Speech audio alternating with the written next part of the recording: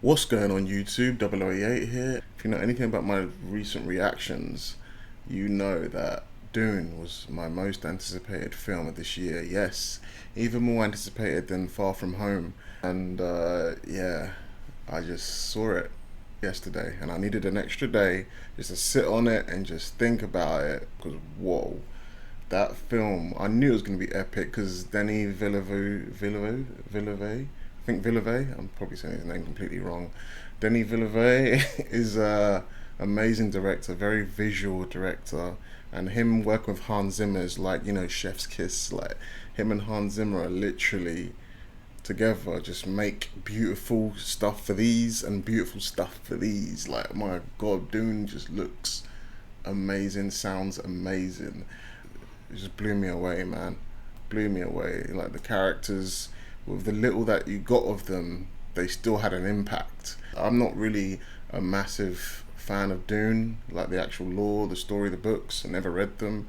Normally, when something like this comes out, and I know a lot of people are talking about it on the internet, and I get excited. Like, I heard about Game of Thrones from people on YouTube. I heard about so much other stuff, franchises and things, from people just talking about it on the internet. And Dune's the same. But usually when this happens, I start to get into the lore, especially when the film's coming out. And I just was like, you know what?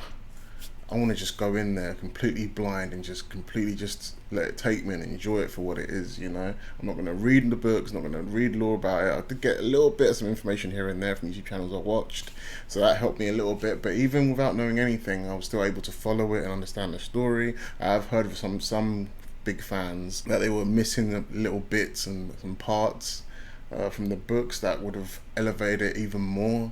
Even though the long runtime they had, was it 2 hours and 45 minutes, they still can fit that in. It's only half the first book as well. I know some fans were upset about some omissions, but I know some other fans who absolutely loved the film, like from beginning to end, and they clearly didn't have no problems with it. I don't know if they were just being like that, but yeah. Anyway, enough about other fans. What did I think about Dune? The way Dune makes you feel, it feels like you're there with them.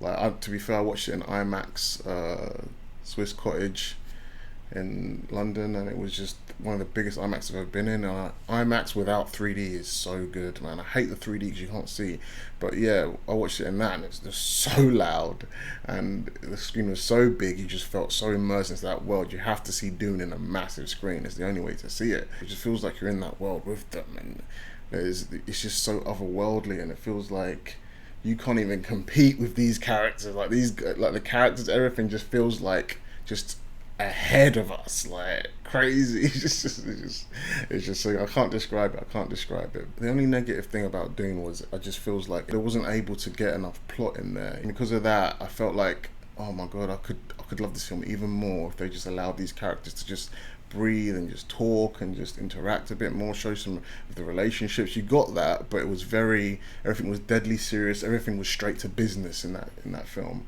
And sometimes you just need a little bit of levity just to see these characters, what they're like and what they're like with each other and their relationships, because everything was just business, And I'm not just saying that after I've been complaining about Marvel films being too jokey. I'm not saying I want jokes.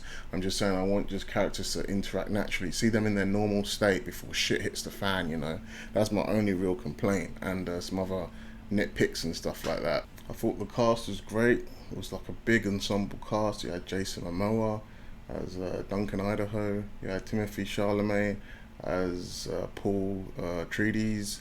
You had the great, like, who was really good was Oscar Isaac as Leto Atreides. Is that his name? Duke Leto? I didn't even know that was his name. See, this is what I mean about the whole character development thing and getting to see these characters interact, because I didn't know his name was Leto until I saw someone say it after I watched the film.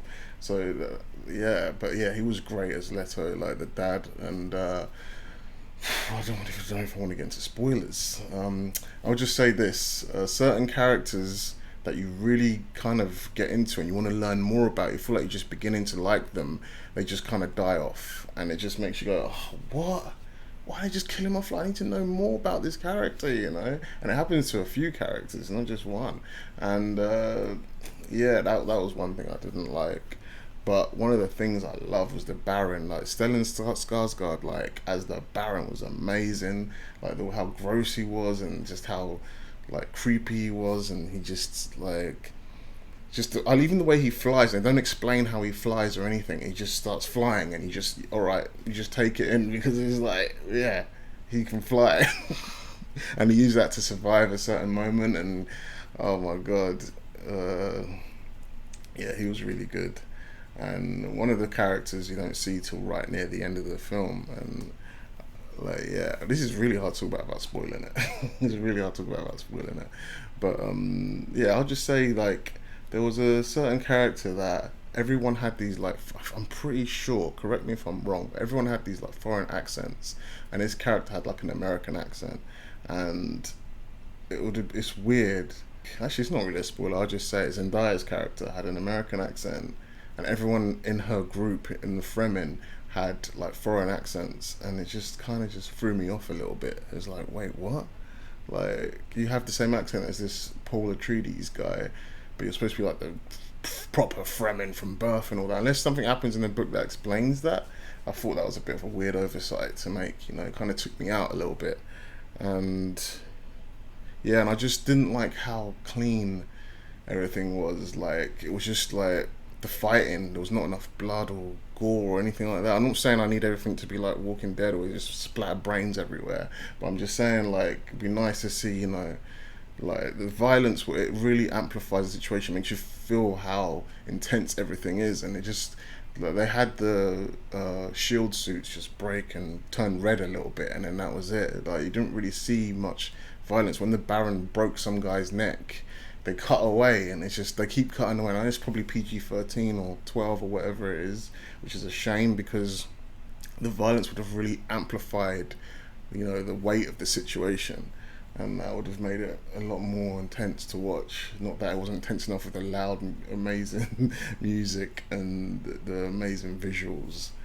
Yeah, like that film made simple scenes just seem epic. Like simple things were happening, but it was just epic. And let me talk about like Lady Jessica. She was one of my favorite characters. Stand out, Rebecca Ferguson, and all her coven. I'll call it. What are they? Jenny Besserit, or something like that.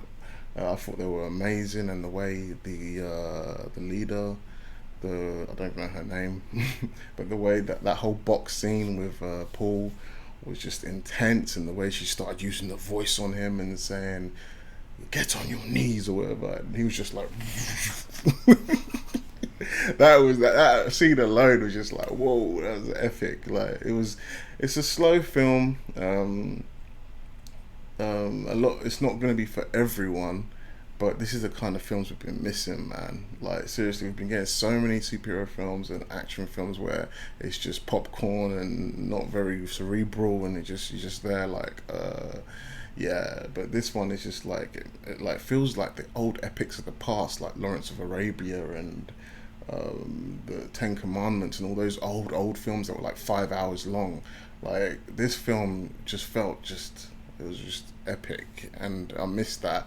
It's only a shame that it's just part one, and we have to wait for part two.